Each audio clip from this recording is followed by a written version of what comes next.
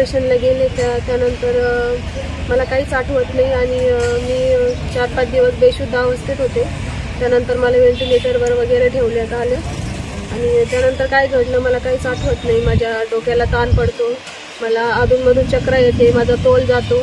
अजूनही माझी मानसिक व शारीरिक स्थिती चांगली नाही आहे, तर यावर कृपया शासनाने। मी 3 तारखेला श्रद्धा हॉस्पिटल आशा पाटील यांच्याकडे माझ्या मिसेसचं फॅमिली प्लॅनिंगचं ऑपरेशन करण्यासाठी गेलो होतो। तिथं आम्ही ॲडमिट झालो आणि त्या मॅडम बोलले की 15-20 मिनिटाचं ऑपरेशन असतं, नॉर्मल ऑपरेशन असतं, हे लवकर बरं होऊन जातं, याच्यात चिंता करायची काही काळजी नाही म्हणून आम्ही बिंदास होतो। पण ऑपरेशन थिएटरमध्ये गेल्याच्या नंतर 1 तास झाला, 2 तास झाले, 2.5 तास झाले, तरी पण माझी मिसेस बाहेर येत नव्हती। म्हणून मी मला चिंता झाली की नेमकं झालं काय। म्हणून आम्ही मध्ये गेलो तर माझी बायकोने काही बेशुद्ध औषध पडलेली होती, तिची जीभ बाहेर आलेली होती।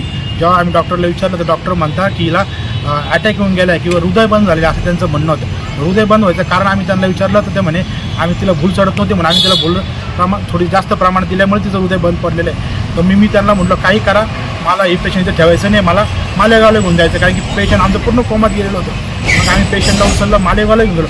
मालेगावला घेऊन जायचं सुद्धा मालेगावचे डॉक्टर म्हणे पेशंट क्रिटिकल कंडिशनमध्ये, आपण तिला नाशिकला हलू किंवा मुंबईला हलू। तर आम्ही पहिले नाशिकला हलू। मग नाशिकला गेल्याच्या नंतर आमचं पेशंटने एक सुयस हॉस्पिटल मुंबई नाका इथं आम्ही ॲडमिट केलं।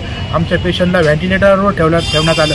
3 दिवस आमचं पेशंट व्हेंटिलेटरवर होतं, कंप्लीट 9 दिवस 6 दिवस ICUमध्ये आणि 3 दिवस हे जनरलमध्ये, असं करून आम्ही 10 दिवस नाशिक इथं सुयस हॉस्पिटलमध्ये आम्ही राहिलो। आमच्या पेशंटला कसं तरी तिथून बरं केलं आणि आता आम्ही घरी आलेलो आहे। आमची एकच विनंती आहे की आमचे काही चूक नसताना, नॉर्मल ऑपरेशन असताना आज आम्हाला इतक्या मोठ्या संकटाला सामोरं जायला लागलं। आमची आज मनस्थिती खराब झालेली, आमच्या वाटेल तेवढे पैसे खर्च झालेले आणि अजूनसुद्धा माझी बायको स्टेबल नाही, तिला मागचं काहीच आठवत नाही आहे, तिच्या मेंदूवर परिणाम झाला आहे असे डॉक्टरनी सांगितलेले की ते वेळेनुसार ते बरं होईल। आता तुम्ही सांगा आज आजारी पेशंट आम्ही कुठे घेऊन फिरायचं, अशा आमचं एवढं मोठं संकट माझ्या कुटुंबावर ते संकट आलेलं आहे। आमची एकच विनंती आहे काही करून त्या डॉक्टरवर आणि त्या हॉस्पिटलवरच्या प्रत्येक तिथले जे डॉक्टर लोक आहेत त्यांच्यावर कारवाई करण्यात यावे आणि असा कुठलाही प्रकार दुसऱ्या पेशंट संगती होऊ नये म्हणून त्यांच्यावर लवकर कारवाई करू। नमस्कार, 3D न्यूजमध्ये आपल्या सर्वांचे स्वागत।